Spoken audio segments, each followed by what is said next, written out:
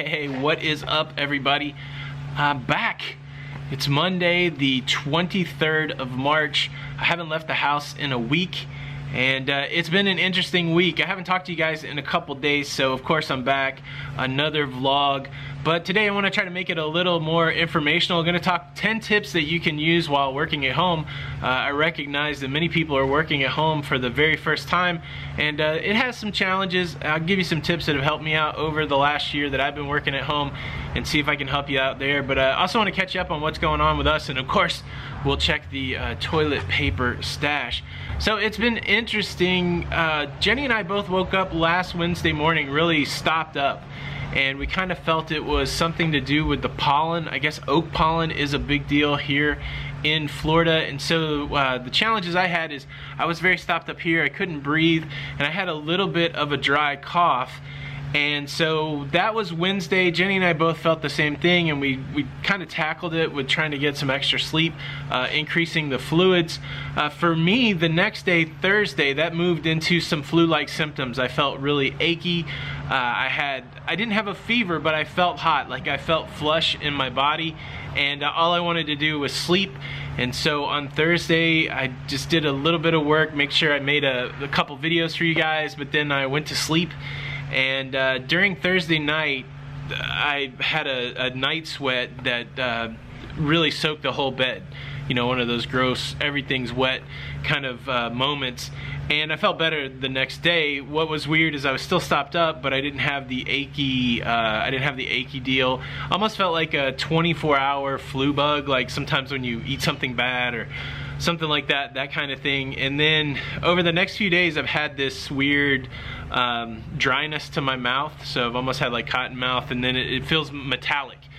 And so I don't know what that is. I've been Googling symptoms and all kinds of stuff like that. I don't think that's anything to do with what I've got going on, but we're trying to stay on top of that. And then Jenny had a pretty good weekend, but like today, and well, starting midday yesterday, she's moving into that achy body deal. So we're just watching it, trying to figure out what to do. Again, we're not really leaving the house. We had some food delivered to us last week. Another thing that happened is our son was asked to return to school. He works at Western Carolina University. He actually works with student housing, and they had some challenges there because they closed down the campus, but not everybody could go home. And so you know, he's 21 years old, and he decided he was going back to North Carolina, and so he went back to North Carolina, and so it's just Jenny and I here at the house. So I figure that's important for the toilet paper discussion. But yeah, so you know, it's weird when you don't feel good during this time. The whole thing is weird. You're just sitting here waiting like, oh, is this going to come get me? Is this happening? Intellectually, you're like, okay, I've prepared how I can. I'm doing the hygiene. I'm washing my hands. But at some point, is it going to be my turn for something to happen? Hopefully not. But yeah, we're just monitoring it. Both of us haven't had any respiratory, like, can't breathe deal. That seems to be the thing that we're looking for, and none of us have had either one of us had any kind of sustained fever. So I don't know, it could just be a bad convergence of things. You know, we sit out here and there's trees all around us, and it's the time of pollination, and I don't know, hopefully it's something like that. But that's kind of, it's concerning. I'm sure anybody that's getting any kind of illness right now, a little bit concerned, a little alarming. There is a guy that's a YouTube creator named Dan Mace'e. He's a friend of Casey Neistat, if you guys know the big vlogger Casey Neistat, and he tested positive, and he's had some of these similar symptoms. I'll link that video in a card above, and then down below you can watch Dan's video. He doesn't have any answers either. He basically chronicles his 1 month journey from some of these symptoms that he had to eventually finding out that he was positive for the virus. So I'll share that. It's some interesting information. But yeah, so let's again try not to run around the house too much today with Jenny being down. So I'm going to we'll just work through this list of 10 things that can help you be more productive, or 10 techniques for when you are working at home. Hopefully there's some value there. That's what I hope to do with this vlog. It's fun to run around, show you all the different things in the house. I'll definitely keep showing you the TP stash, but at the same time, maybe I can offer some information that's helpful now that we're all in this new paradigm of people being at home when they maybe weren't used to being at home. So I'm gonna grab my notebook, keep it pretty low tech, and go through the list. Alright, so the first technique that I would suggest if you're going to be working at home for any long period of time, or even a short, if you're going to be working at home longer than a couple days, you got to do this. Set up a workspace. Pick a designated space in your house where you are going to work. I know you're like, well, why do that? Well, here's the thing. If you work everywhere, like if you'll take your laptop over to the couch, if you'll take your laptop into your bedroom with you, if you'll do work there, if you do work everywhere, all of a sudden every place in your house feels like work. And this can be overwhelming, especially in a time where you're not leaving your house very often. You don't want your work to be everywhere. One of the challenges we had in our apartment in North Carolina is that it was kind of small, and in the beginning we would work all over the house. Like everything became a workspace. And we finally said, look, we have to segment this work off so that, you know, for me, even if it's closing the door to the studio, at least I know that work is over there, and then I can come out and do work somewhere else. Jenny's office kind of out in the middle of everything, but it's segmented off by carpet. It looks like a desk area. And what we try to do is when she's working, I try not to do much in the living room so that area feels like work. And then when we do congregate together in the living room, she comes out of that area so it doesn't feel like work. That's the challenge that you're trying to overcome. You don't want to feel like you're at work all the time. It can be challenging, especially if you're in the house, because you're like, oh, all I'm doing is working, and that can be a challenge. So number one, set up a dedicated workspace. Number two, and if you have the flexibility to do this, you're gonna really love it. Now that you're at home, now that you're working and you're not really bound to going to an office, see if you can pinpoint the times that you are most productive. One of the things that's always challenged me in life is I'm really results oriented. I'm not so much time clock, hours worked oriented, and I always have the goal of working smarter, not harder. And so I'm always looking for little hacks, like how can I do my job quicker? This was completely true when it came to corporate IT. I wanted my people to be as productive as possible. I didn't really care how many hours that they worked. And so I was really outcome oriented. So if you're outcome oriented, you need to pinpoint the times that you're going to be most productive, because if you can tap into your most productive time and get things done in a shorter period of time, that's going to free up other time for you to do other things. It's going to free up your creativity to do other things. Now again, some jobs don't lend themselves to that. Some jobs say, look, you need to do 8 hours on the phone, or you need to be available for these 8 hours, and that's completely understandable. But if you have the flexibility to pinpoint when you're most productive, I would say work when you're most productive. And that's not the same for everybody. There's been tons of studies out there. Some people more productive in the morning, some people more productive in the evening. What has been proven though is that most everybody is not super productive in those after lunch hours. So say like 12 to 4 or something like that. A lot of times people on both sides, if you're a nighttime person, less productive during that time. If you're a morning person, less productive during that time. So the key is to understand your cycles, understand your rhythms, and figure out when you are the most productive and do your work then. You will more likely get more work done, you'll get better outcomes, and you're not just wasting time trying to be productive when you're not really productive. Number 3, work comfortably. Now, this can mean a lot of things to a lot of people, but part of my daily routine is I want to wear comfortable clothes. I feel most creative when I am not constrained by clothes, where my clothes aren't tight, that kind of thing. I always try to take a shower before I work. I always take, even if it's like filming these videos, I always feel better if I take a shower and then do my work. Shower to me is like a restart, a reset button. Even, you know, we're sitting around the house. It's not like we're getting dirty, rolling around in the dirt or anything like that, but there's something very valuable about that fresh start. And so what I try to do, if I find myself that I can be productive in the morning or in the afternoon, but I can't be productive the whole day through. So some days I won't do anything in the morning. It just depends. If I've got deadlines, like sometimes I have deadlines for these videos, I might have to make the morning my productive time. Sometimes it's in the afternoon. But the one thing that I always do before I start working, if I'm gonna work, say like, if I'm gonna start working maybe at 4 o'clock and work till midnight, I'll take a shower about 3:30 just to snap it up, just to snap myself awake and say, all right, let's do that. And look, be comfortable with what you wear. I wear like sweatpants, or I wear shorts a lot. Whatever I'm most comfortable in, that is what I work in. So being comfortable while you work, especially at home, is gonna be helpful. The next one, not as easy to do. You gotta minimize your distractions from other people. So one of the things you're gonna run into a lot, like, this was the hardest thing for me when I used to work at an office. I had an office with a door that I could close, and I would just go to work, and I didn't have to answer my phone, anything like that. Well, when you're at home, if you got your family with you, if you got kids, of course your wife, your pets, they can all just run in on you when you're working. And so you got to set up some sort of boundaries.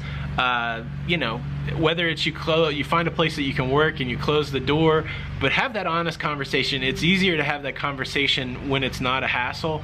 So hey, look, I gotta work today, I gotta put in a few hours. If you cannot distract me, that'd be great. If you can ask me questions later, that would be great. And then you got to offer that same respect. So you got to understand when people are working. It's a communication thing, but you can get sucked into a rabbit hole. Say you're right in the middle of doing something, and then there's a household question that comes up, something that could wait, that can derail you. Even though you want to solve problems, those kind of things around the house, when you're trying to get your work done, that's going to be a challenge. Make sure that the people that you live with, that they're on board. Daddy's got to work for a little bit, mommy's got to work for a little bit. Try not to distract me. I'll be done in an hour, that kind of thing. And of course, be gracious and try your best not to give people a hard time when they interrupt you. I've been guilty of not always responding well when I get interrupted. So it's a challenge. Number 5, super important. I really do believe in it. You have to plan your work. There's always more to do than you can do. At least that's been true for me. There's opportunities, there's to-dos, there's tasks. There's so many things that you could do, new things to make, new things to create, new people to work with. There's more than you can do. And so if you just sit down and go, okay, well, I'm gonna start working on something now, and you don't have any idea what you're gonna work on, that can really turn into a big time waster. Something that I learned early on that served me well is before I work, either the day before or the very moment I start to work, before I do anything else, I'll take 15 or 20 minutes to plan out my day. A lot of people like to do it at the close of the prior day so that you can just jump right in and start working. To me, I'm a little more fluid. I want to know how I feel, what I got going on. Am I going to work on camera, or am I going to work behind the scenes or something? Just depends how I feel. So I will sit down and plan out my day. Now, as somebody who creates content on a daily basis, I know that if I don't double up and create more than one video in a day, that part of my day is going to include making a video, getting on camera, editing, all that kind of stuff. And so that's all already baked into my day. And so if I don't make a list, if I don't say, look, I want to accomplish these other things, then I could just do my video and be done. There's plenty of days where I'm like, okay, I did my video and I'm done. There's a lot of ancillary things, a lot of extra things that I don't touch on. So super important, before you get started, try to plan your day. And the key to that is plan what you can do, right? The way I do is I have a huge list of things to do. I do that once a week. I just dump out everything in my brain, make lists of things that I know that I need to do, and then I use that list as a master list, and I try to pull tasks over. Okay, what's important? What are the things I need to get done today? And I only pull over enough things that I know that I can get done, because there's nothing worse than making a big list and then not finishing it. There is a huge emotional satisfaction that if you can make a list and then do those things, you'll feel very accomplished. So you got the big master list, you know you're not gonna get that all done. So maybe pick 3 things, pick 5 things. Pick something that you know that you're going to get done, put it on that list and do it.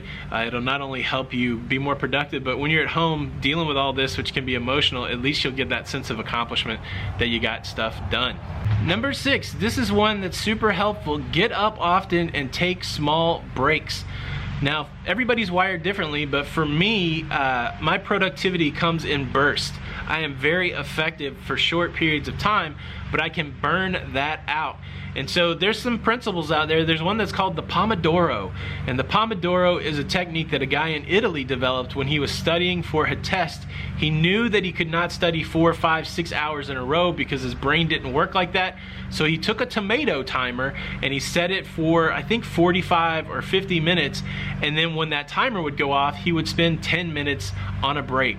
He would spend 10 minutes walking around. The Pomodoro, I think Pomodoro is the Italian word for tomato, but it works for anything that you're doing. I used to do this successfully when I worked as a contractor for a large company. I would set my alarm for 50 minutes. I would work as hard as I could. I said, look, I'm not being distracted by anything else. I'm not going to do anything else but this work. I'm going to hit it as hard as I can for 50 minutes.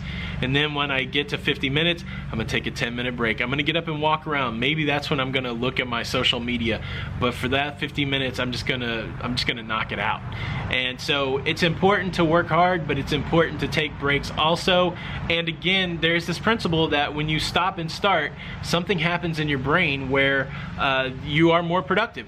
And so you get that moment of, boom, I finished the 50 minutes, I've closed that, and now I'm starting fresh, and there's something emotional that happens with that fresh start that almost re-triggers your productivity. And so if you find yourself in a lull because you're working hour after hour after hour, set yourself up some timers where I'm going to take a break, I'm going to walk around, I'm going to be distracted for 10 minutes, and then get right back into it. Pomodoro. Number 7, this is one I struggle with. When I'm at home and I'm working, I like to eat. It's so easy, like when you're editing, to munch on some chips or to drink some bad soda, those kind of things. And when you're at home, when you're a home worker and your food is right there and you got all the food stocked up, it is so easy to eat more than you should. I can attest to that. One thing that I'm trying to do is set only designated eating times. So maybe I'm only going to eat at lunch at 12 o'clock, or if I know that I've got a video that's going to go up at 1, once I got that thing kind of loaded up, maybe my lunch break is from 1 to 2, something like that. Super important to set designated times to eat. Don't snack in between, because that's the danger of being at home when you, especially if you're not supposed to go out and do much other stuff. You can just eat on top of and for us, we stocked up on food. It's not even the best food because we just don't even do that. We don't even really have food around a whole lot because we know our tendency to continually snack. And so yeah, now that we've got a little bit of a stash, the whole thing is not to eat that whole stash just because you're sitting around at home working. So set a designated time to eat. Number 8, and this is kind of related to the Pomodoro system, that system of taking a break. Reward yourself for getting stuff done. That's the other thing that I like to do when I'm working. I like to say, okay, if I accomplish these 3 tasks, maybe I can watch YouTube for 15 minutes, or if I get these things done, it'll be time for the lunch break and I can watch a show. There's something exciting about, look, I'm gonna not do something until I do something else. It's you get that fulfillment. Again, another thing is you're trying to keep your emotional state high, you're trying to keep your morale up, and sometimes you gotta trick yourself by giving yourself little gifts. And so, yeah, set up rewards for yourself. If I do these 4 things on my to-do list, I can do that. And that reward's gonna be different for everybody, but it's a good technique to get you motivated to stay busy. Number 9, this one's super important, and it goes back to the idea of distraction. A lot of people will look at their phone, they'll answer emails, they'll answer texts, they'll answer messages anytime they come in. This is a huge area of distraction. We want to be so available to people all the time that we're willing to say, okay, I'm right in the middle of a good creative flow, but I just saw a message, or I saw a text, I saw an email. Certainly there's people that you will do that for, but not everybody that you're working with. Obviously your kids drop a note on you, you might want to check that out. Your mom, something like that, but not everybody needs an immediate response. And so one thing that I like to do is, if I'm working 50 and taking 10 minutes off, maybe the first 5 minutes of that next hour, I'll look at my text, I'll look at my email, I'll look at my messages, respond to what I can, but put a time barrier on that. I'm only gonna do that for 5 minutes, I'm only gonna do that for 10 minutes, I'm gonna give that part of the pie up, and then I'm gonna spend the next period being creative, being focused, getting stuff done. It's a lot easier if you put all those things together, work through them all at once. It actually goes quicker than if you do them one at a time. And you know, we're not like computers, right? As much as we want to be like computers, we only can really process one thing at a time. Computers can do multiple things at a time. They're kind of built that way.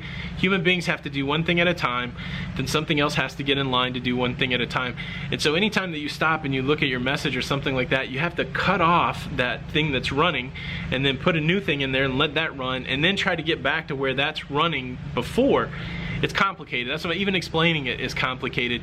You're gonna mess up your thought process if you're constantly distracted by messages, by text, by emails. Just a tip is to just to batch those, just to do those in the first 5 or 10 minutes of an hour. And then some people just do it like every 3 hours. Whatever cadence works for you, but the idea is that you're not going to let your flow be interrupted by instant messages, one thing, boom, boom, boom. Turn off your messenger. You could even turn your phone on to airplane mode or something like that if you want to get that uninterrupted hour where you can just focus on your deal. And number 10, this is super important, especially during this time, especially if you're used to working with a bunch of people. Check in with your coworkers or check in with family. Maybe do this once a day, maybe do this after your lunch break, something like that, but make sure that you keep up that human interaction. I tell you what, I'm completely used to just working by myself. I like it that way, but I can get totally in a tunnel where I'm not thinking about anything but the work. And so it's important to make a reminder to call people or to interface with people that you haven't interfaced with in a long time. I think during this time, this human interaction, even though we're in isolation, technology has it to where we can still talk to people and we can still connect with people. I think that's super important during this time. Of course, I got my coworker here at work, and so we do get to spend that time together, but it's good to even get outside that circle and talk to people that are out there in isolation. Maybe you can help them out, encourage them. You know, secretly that's what I'm doing here. I know it's an interesting kind of feedback. You can leave comments and stuff like that, but I do feel like we're having a conversation, and that kind of helps me stay outside my bubble while I'm here in the bubble. Yeah, so those are some tips, some techniques that you can use to stay more focused, more productive. I've used those for years actually, but yeah, for about the last year I've really had to use some of those to make sure that I stay connected. And now that more people are going to be at home, those are some tips that you could use. So there's nothing left to do but to look at the toilet paper. All right, let's see how the old, ooh, oh, there's been some change since the last time we looked at the stash. What do we got? Let's organize here.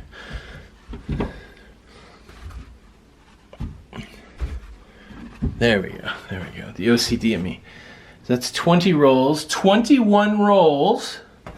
All right, nothing out on the counter.